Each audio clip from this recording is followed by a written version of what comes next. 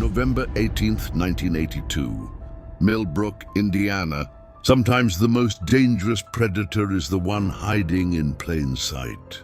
On a crisp October morning in 2023, construction workers breaking ground for a new shopping complex in rural Indiana made a discovery that would shatter 4 decades of silence. Buried beneath 3 feet of earth and tangled roots lay the skeletal remains of someone who had been missing since Ronald Reagan was president. The bones told a story of violence. A story that had haunted the small town of Millbrook, Indiana, for 41 years. A story that began with a missing person report filed on a cold November night in 1982, when 19-year-old Catherine Walsh never came home from her shift at the local diner. For over 4 decades, Catherine's disappearance remained one of Indiana's most perplexing cold cases. Her family never stopped searching, the community never forgot her name, and somewhere in the shadows, a killer believed they had gotten away with murder. But in 2023, advanced DNA technology and a determined cold case team would finally give Catherine Walsh the justice she deserved. The truth, when it emerged, would shock everyone who thought they knew this quiet Midwestern town. This is the story of how cutting-edge forensic science solved a case that had stumped investigators for nearly half a century. It's a story of persistence, breakthrough technology, and the power of never giving up on the victims who can no longer speak for themselves. Catherine Marie Walsh was born in the spring of 1963 to working-class parents in Millbrook, a town of just over 3,000 residents nestled in the heart of Indiana's agricultural belt. She was the middle child of 3 daughters, known for her infectious laugh and her dream of becoming a nurse.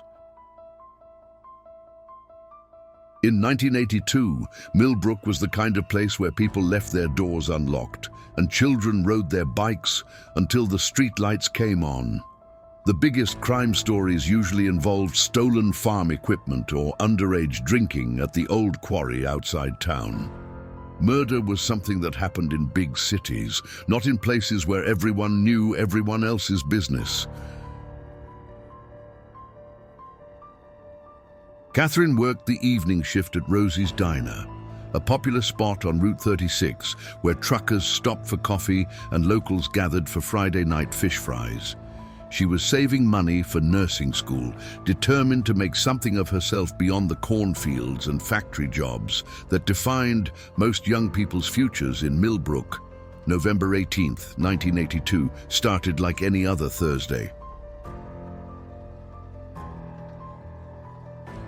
Catherine clocked in at Rosie's at 4 in the afternoon, her blonde hair pulled back in the regulation ponytail required by the health department. She served coffee to farmers discussing the upcoming harvest, refilled ketchup bottles, and counted her tips, planning to deposit them in her nursing school fund the next morning. Her shift ended at 11 p.m. The last person to see Catherine alive was her manager, Dorothy Chen, who watched the teenager walk to her powder blue Ford Escort in the diner's gravel parking lot. The car started on the first try. Catherine had just had it serviced the week before.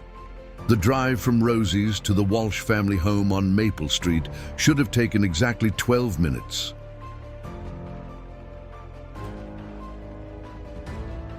Catherine knew every pothole, every stop sign, every curve in the road. She had made that drive hundreds of times without incident, but Catherine Walsh never made it home that night. When she hadn't returned by midnight, her mother, Patricia Walsh, began calling Catherine's friends. By 1 a.m., she was pacing the living room, peering out the front window every few minutes, hoping to see headlights turning into their driveway. At 2 a.m., Patricia woke her husband, Robert, a shift supervisor at the local grain elevator. Together, They drove the route between Rosie's and home, searching the ditches with flashlights, looking for any sign of Catherine's car or evidence of an accident. They found nothing. No skid marks, no broken glass, no sign that Catherine Walsh had ever driven down those familiar roads on her way home from work. At dawn, Robert Walsh called the Millbrook Police Department.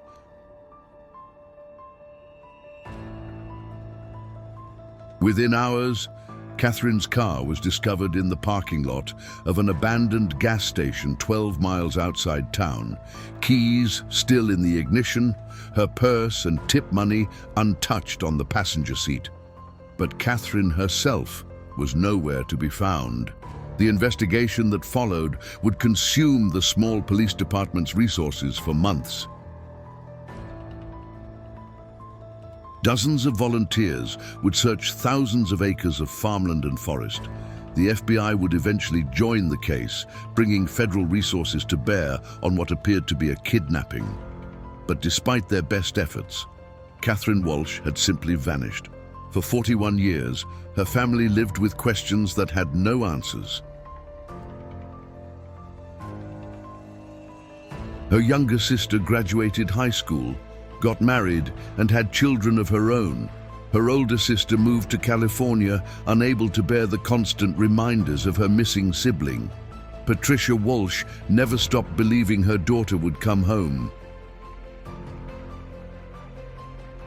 She kept Catherine's bedroom exactly as it was, down to the nursing textbooks stacked on the desk and the acceptance letter from Indiana University's nursing program pinned to the bulletin board. Robert Walsh died in 2019, taking his grief and unanswered questions to the grave.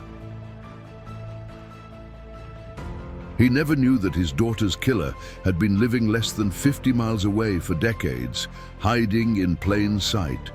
The case file grew thick with false leads and dead ends. Psychics offered their services. Conspiracy theorists suggested government cover-ups. But the truth was far simpler and far more terrifying than anyone imagined. Catherine Walsh had encountered evil on that November night in 1982, evil that wore a familiar face and spoke with a trusted voice, evil that had been patient enough to wait 4 decades, believing the secret would die with the passage of time. But secrets have a way of surfacing, especially when technology advances beyond what killers could have imagined in 1982. DNA analysis, genetic genealogy, and computerized databases would eventually expose the truth that had been buried along with Catherine's remains. The construction workers who found her bones had no idea they were about to solve one of Indiana's oldest cold cases. They thought they had stumbled upon an old cemetery or perhaps the remains of a pioneer settler. Instead, they had uncovered evidence of a crime that would finally bring justice to a young woman who had been silenced for far too long. This is Catherine Walsh's story. A story that begins with dreams of nursing school and ends with the triumph of modern forensic science over decades of deception. The year 1982 marked a turning point in American history. Ronald Reagan occupied the White House. MTV was revolutionizing youth culture, and the nation was slowly emerging from a devastating recession. But in small-town Indiana, life moved at a different pace, governed by agricultural seasons and factory shifts rather than stock market fluctuations or political upheavals. Millbrook, Indiana embodied everything Americans imagined when they thought of heartland values. Founded in 1847 by German immigrants seeking fertile farmland, the town had grown steadily but never dramatically. By 1982, it housed 3,200 residents who took pride in their community's stability and safety record. The town's economy revolved around 3 pillars: agriculture, manufacturing, and the railroad. Corn and soybean fields stretched endlessly in every direction, broken only by the occasional farmhouse or grain silo. The Millbrook Manufacturing Company employed nearly 400 people, producing automotive parts for Detroit's Big Three automakers. The Norfolk Southern Railway line bisected the town, bringing freight trains that rattled windows twice daily, but also provided good-paying jobs for local men.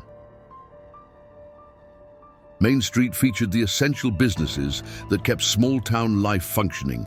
Henderson's hardware store, where farmers bought everything from fence posts to fertilizer spreaders. First National Bank of Millbrook, housed in a stately brick building that had survived the Great Depression, and Murphy's Five and Dime, where teenagers spent their allowances on candy and comic books.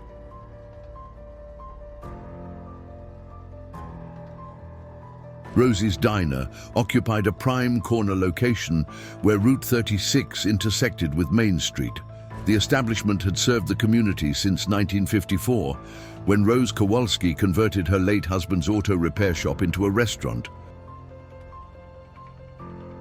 By 1982, Rose had retired, selling the business to the Chen family, recent immigrants from Taiwan who maintained the diner's reputation for hearty portions and reasonable prices. The diner served as an unofficial community center where farmers discussed crop prices over morning coffee, factory workers grabbed lunch during shift changes, and high school students gathered after football games. The red vinyl booths had witnessed countless first dates, business deals, and family celebrations over nearly 3 decades. Catherine Walsh represented the hopes and aspirations of Millbrook's younger generation. Born into a working-class family, she understood that education offered the best path to a better life. Her father, Robert, had worked at the grain elevator for 18 years, starting as a laborer and advancing to shift supervisor through determination and reliability. Her mother, Patricia, cleaned houses for wealthy families in the county seat, saving every dollar possible for her daughters' futures. The Walsh family lived in a modest 2-story house on Maple Street, one of Millbrook's older residential neighborhoods.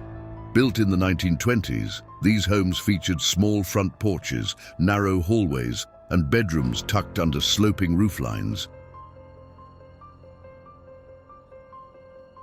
The neighborhood buzzed with activity during summer evenings when children played kickball in the street and adults gathered on front steps to discuss the day's events. Catherine's academic achievements had earned her acceptance to Indiana University's nursing program, scheduled to begin in fall 1983.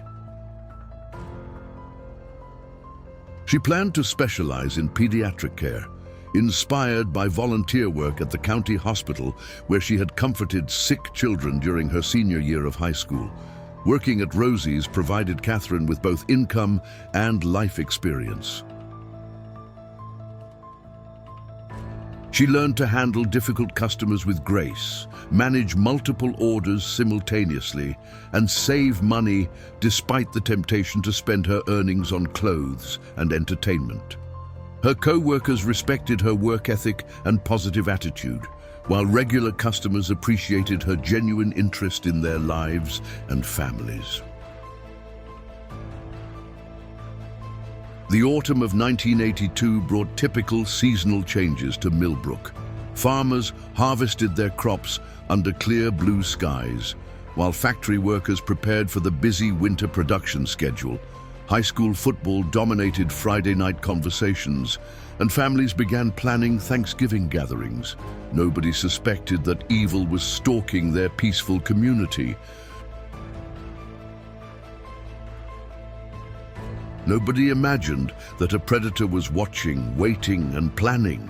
The innocence that defined small-town life in 1982 would soon be shattered by an act of violence that would haunt Millbrook for 4 decades. Catherine Walsh was simply in the wrong place at the wrong time. crossing paths with someone whose dark intentions would destroy not only her life, but the sense of security that had defined her hometown for generations. November 18th, 1982, unfolded like countless other Thursday nights at Rosie's Diner. The dinner rush had subsided by 9 p.m., leaving only a handful of late customers nursing coffee and sharing local gossip. Catherine Walsh moved efficiently between tables, refilling cups and clearing plates while mentally calculating her tips for the evening. The diner's atmosphere felt comfortable and familiar.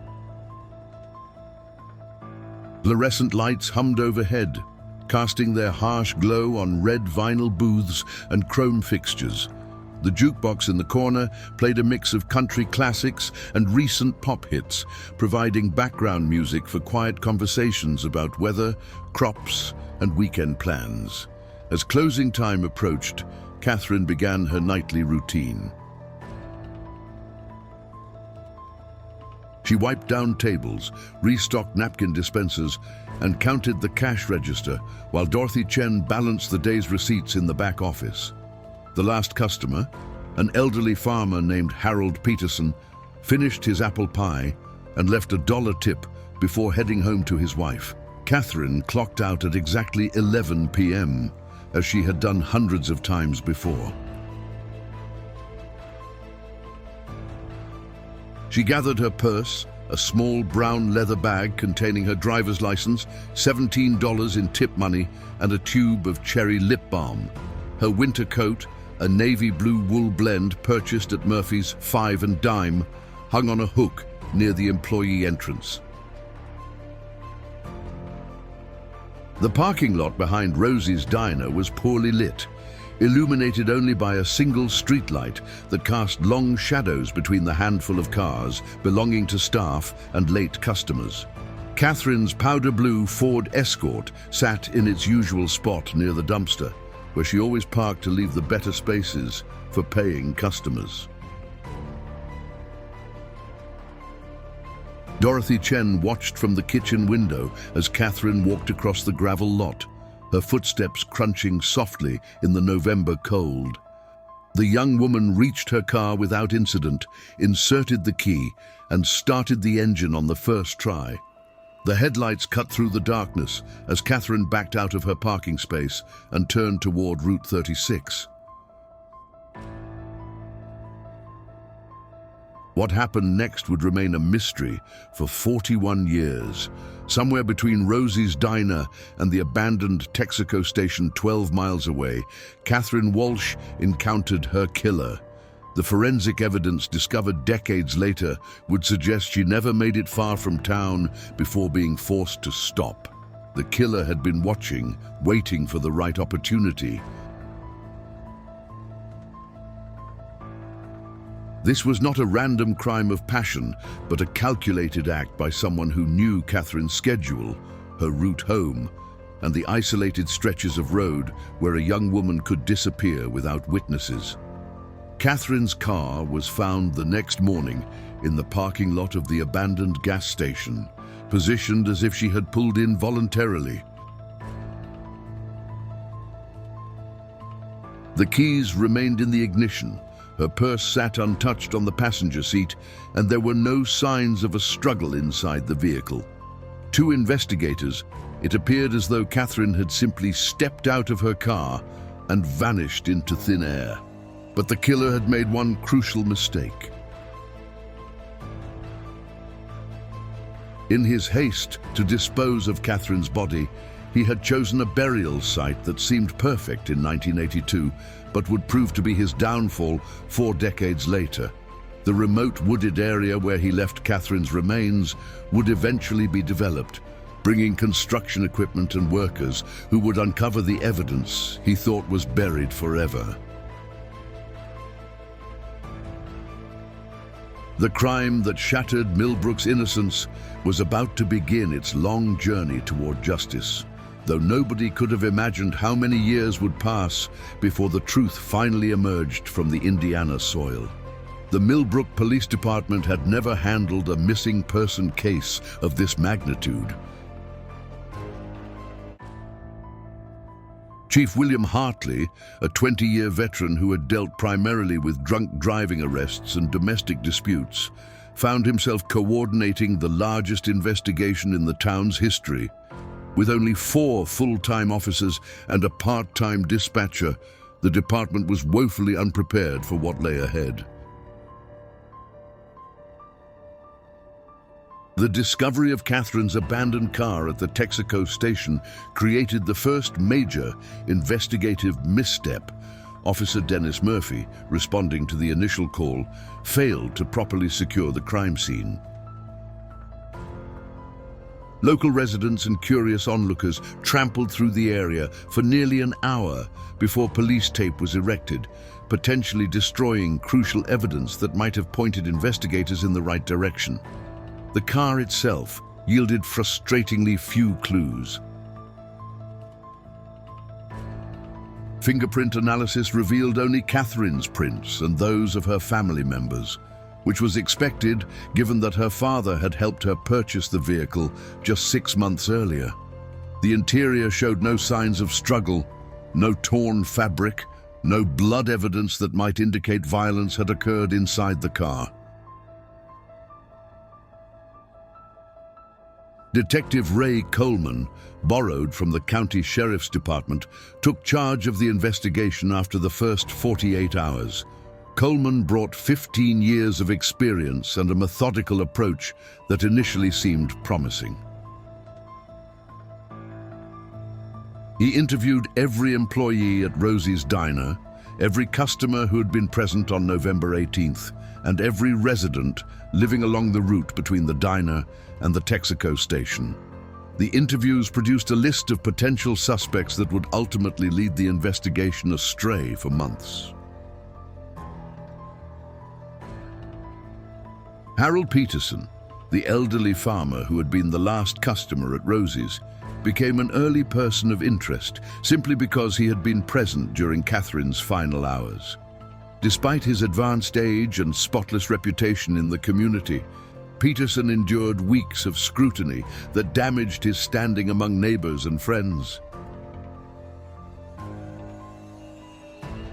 More troubling was the focus on Danny Kowalski, the 24-year-old son of the diner's former owner. Danny had a history of minor drug offenses and had been seen arguing with Catherine about his unpaid tab just 2 weeks before her disappearance. Detective Coleman spent valuable time and resources investigating Danny's whereabouts on November 18th, eventually clearing him when multiple witnesses confirmed his presence at a poker game 20 miles away. The investigation's most significant error involved the mishandling of a crucial witness report. 3 days after Catherine's disappearance, a truck driver named Frank Morrison contacted police to report seeing a young woman matching Catherine's description talking to a man beside a broken-down car on Route 36 around midnight on November 18th. Morrison had been driving his 18-wheeler to Chicago and noticed the scene because it was unusual to see anyone on that stretch of road so late at night. Detective Coleman initially dismissed Morrison's account because the timing didn't align with the established timeline. Catherine had left Rosie's at 11 p.m., and the abandoned Texaco station was only a 12-minute drive away.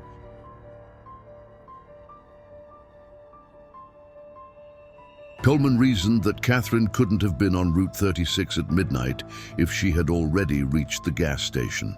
This logical but ultimately flawed reasoning caused investigators to overlook a critical piece of evidence. Morrison's report was filed away and forgotten, not to be revisited until the case was reopened decades later. Had investigators pursued this lead, they might have discovered that Catherine had been forced to stop somewhere between the diner and the gas station, where her killer had intercepted her. The FBI joined the investigation in January 1983, bringing federal resources and expertise to bear on the case. Special Agent Patricia Hendricks established a task force that expanded the search to include neighboring counties and states. The Bureau's involvement generated significant media attention, with Catherine's disappearance featured on local television news and in regional newspapers. Despite the increased manpower and resources, the investigation continued to flounder. The FBI's Behavioral Analysis Unit developed a profile of the likely perpetrator, a white male between 25 and 40 years old, familiar with the local area, possibly someone who knew Catherine personally or had observed her routine at the diner. This profile led to the investigation of several local men who fit the general description, including Catherine's high school guidance counselor, a mechanic who had recently serviced her car, and a delivery driver who made regular stops at Rosie's diner. Each investigation consumed weeks of time and resources while the real perpetrator remained undetected. The case began to lose momentum as winter turned to spring in 1983. Leads dried up, witnesses, memories faded, and public attention shifted to other concerns. The massive search efforts that had mobilized hundreds of volunteers gradually scaled back to occasional weekend expeditions, organized by Catherine's family and closest friends. By the summer of 1983, the Catherine Walsh investigation had effectively stalled. The FBI task force disbanded in June, reassigning Special Agent Hendricks to a kidnapping case in Illinois. Detective Coleman returned to his regular duties with the county sheriff's department, leaving behind boxes of evidence and hundreds of pages of reports that had yielded no concrete leads. The Millbrook Police Department filed the case as inactive but not closed, a designation that offered little comfort to the Walsh family. Chief Hartley promised to pursue any new leads that emerged, but privately acknowledged that without fresh evidence or witnesses, the investigation had reached a dead end. Catherine's disappearance left a permanent scar on the small community. Parents began driving their teenage children to and from work, unwilling to let them travel alone after dark. The sense of security that had defined Millbrook for generations evaporated, replaced by suspicion and fear that lingered for years. Rosie's Diner struggled to maintain its role as a community gathering place. Dorothy Chen noticed that customers spoke in hushed tones and glanced nervously toward the parking lot where Catherine had last been seen. Several longtime employees quit, unable to shake the feeling that they were being watched by unseen eyes. The diner's evening business declined significantly as families chose to eat at home rather than venture out after sunset. The Walsh family bore the heaviest burden of the unsolved case. Patricia Walsh, transformed from a vibrant woman who enjoyed socializing with neighbors into a recluse who rarely left her house except for work. She installed multiple locks on every door and window, checked them repeatedly throughout the night, and started at every unexpected sound. Robert Walsh channeled his grief into action, organizing search parties every weekend for the first 2 years after Catherine's disappearance. He distributed flyers throughout Indiana and neighboring states, contacted psychics and private investigators, and wrote letters to television shows that featured unsolved crimes. His efforts generated occasional tips and false sightings, but never produced the breakthrough the family desperately needed.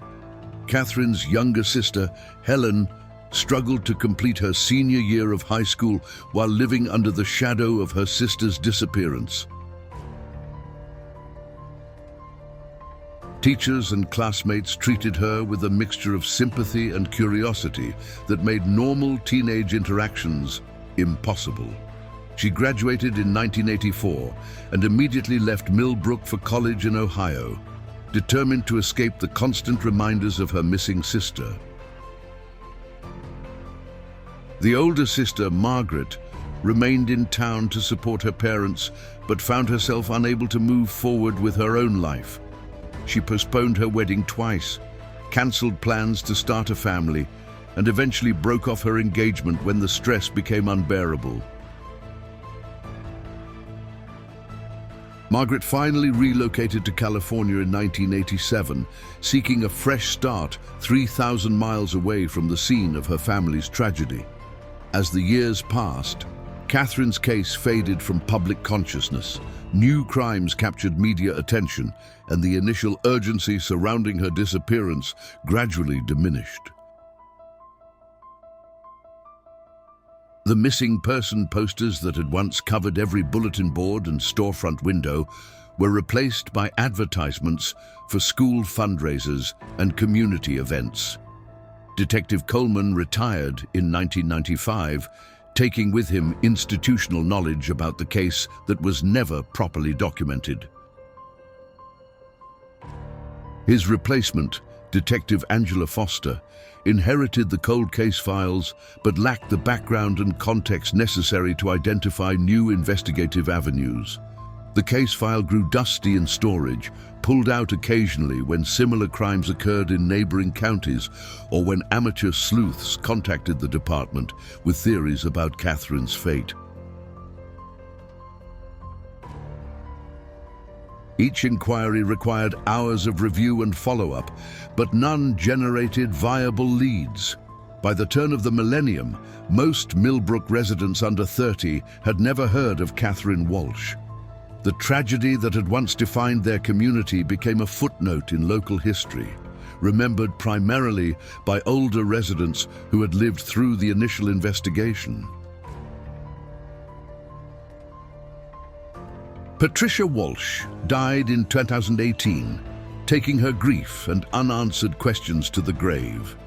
She had never stopped believing that Catherine would come home, keeping her daughter's bedroom exactly as it had been in 1982. Robert followed his wife in death just 18 months later, his health failing rapidly after losing his lifelong companion. The killer, meanwhile, had successfully evaded justice for nearly 4 decades, believing that time had erased all evidence of his crime. The construction crew breaking ground for the Millbrook Commons shopping center on October 12, 2023, expected to find nothing more than soil and rocks. Instead, their excavator unearthed human remains that had been buried for over 4 decades. The discovery immediately halted construction and triggered a response from multiple law enforcement agencies. Dr. Lisa Chen, the state forensic anthropologist, arrived within hours to examine the skeletal remains. Her preliminary assessment confirmed that the bones belonged to a young female, approximately 5 feet 4 inches tall, who had died between the ages of 18 and 25. The condition of the remains and their burial depth suggested they had been in the ground for several decades. The Indiana State Police Cold Case Unit, established in 2019, took immediate control of the investigation. Detective Captain Mark Rodriguez recognized the potential connection to the Catherine Walsh disappearance and ordered a comprehensive forensic analysis of the remains and surrounding soil. Advanced DNA extraction techniques, unavailable in 1982, proved crucial to identifying the victim. Dr. Amanda Foster at the State Crime Laboratory successfully extracted usable genetic material from the femur bone, despite decades of environmental degradation. The DNA profile was immediately compared to samples provided by Helen Walsh, Catherine's surviving sister, who had submitted her genetic information to the National Missing Persons database years earlier. The match was conclusive. After 41 years, Catherine Walsh had finally been found. The forensic analysis revealed disturbing details about Catherine's final moments. Fracture patterns on her skull indicated blunt force trauma, while damage to her cervical vertebrae suggested strangulation. The killer had used both methods to ensure his victim's death, demonstrating a level of violence that shocked even experienced investigators. More importantly, the remains yielded trace evidence that would prove instrumental in identifying the perpetrator. Microscopic fibers embedded in the soil around Catherine's body were analyzed using spectroscopic techniques that had advanced dramatically since the 1980s. The fibers matched a specific type of automotive carpet used in Ford pickup trucks manufactured between 1978 and 1982. The breakthrough came when investigators uploaded the DNA evidence to CODIS, the National DNA Database, and found a partial match to genetic material collected from an unrelated burglary case in 2019. The match pointed to a familial relationship, leading investigators to focus on the suspect's relatives through genetic genealogy techniques. Working with genealogist consultant Dr. Patricia Hendricks, the cold case team constructed a family tree that identified 67-year-old Vernon Kowalski as a potential suspect.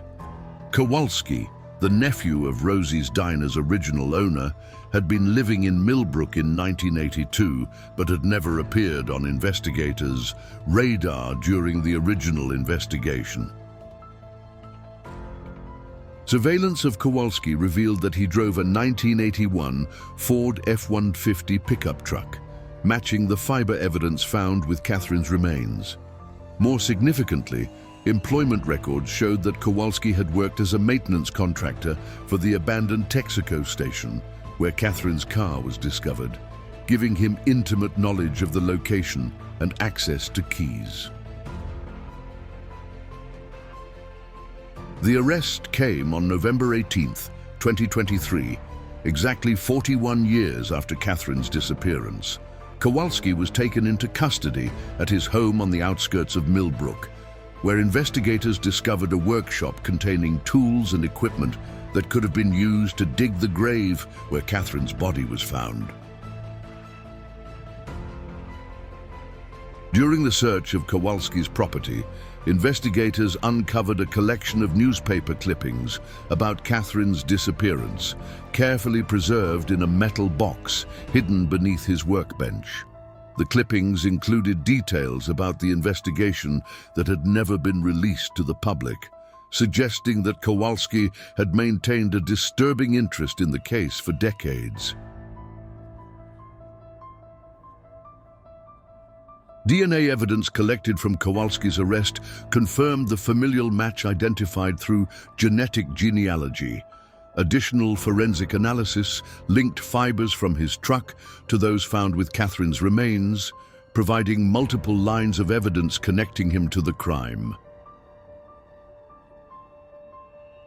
The man who had evaded justice for 4 decades was finally in custody, brought down by scientific advances he could never have imagined in 1982.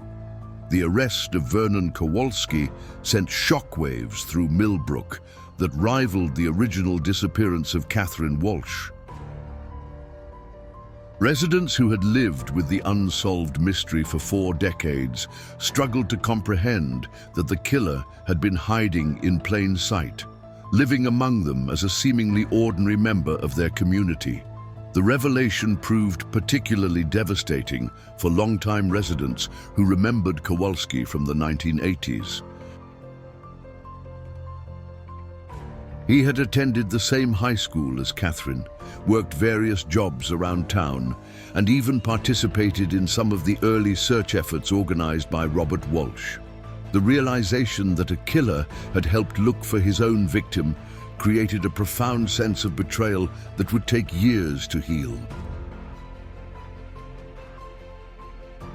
Helen Walsh, now 58 and living in Columbus, received the news from Detective Captain Rodriguez during a phone call that changed her life forever.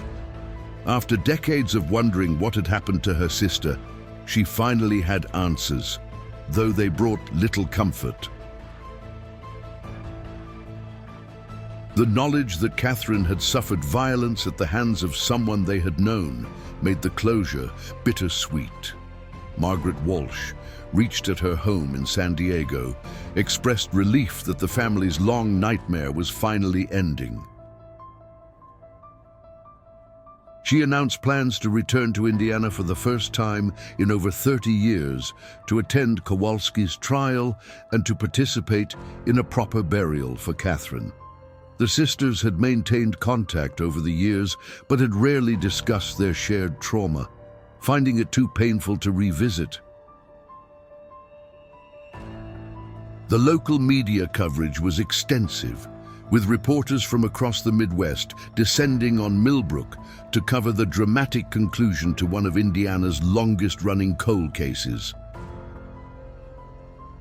The Indianapolis Star ran a front-page story titled "DNA Solves 41-Year-Old Murder," while television news crews filmed stand-ups outside Rosie's Diner and the construction site where Catherine's remains were discovered. Dorothy Chen, now retired but still living in Millbrook, expressed mixed emotions about the resolution. She had carried guilt for decades, wondering if she could have done something differently on that November night in 1982.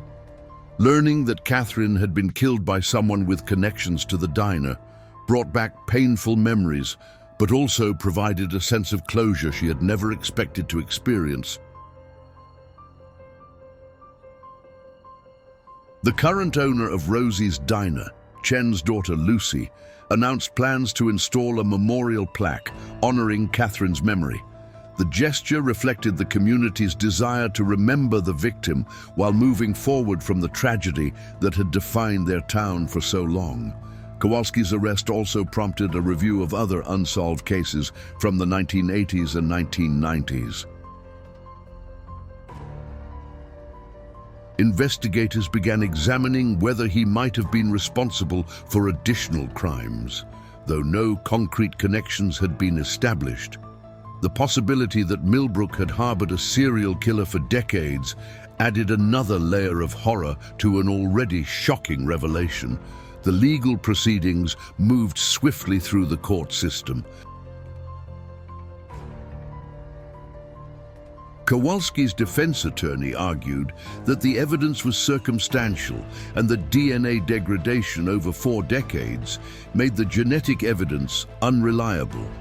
However, the combination of DNA matches, fiber evidence, and the suspect's possession of newspaper clippings created an overwhelming case for the prosecution. On March 14, 2024, Vernon Kowalski pleaded guilty to second-degree murder in exchange for a life sentence without the possibility of parole. The plea agreement spared the Walsh family the trauma of a lengthy trial while ensuring that Catherine's killer would spend his remaining years in prison. Catherine Walsh was finally laid to rest on April 3, 2024, in a ceremony attended by hundreds of Millbrook residents. Her headstone, purchased through community donations, bears the inscription, "Beloved daughter and sister, justice delayed but not denied." The case that had haunted a small Indiana town for 41 years was finally closed, proving that time cannot erase the truth and that advances in forensic science can bring justice even to the coldest of cases.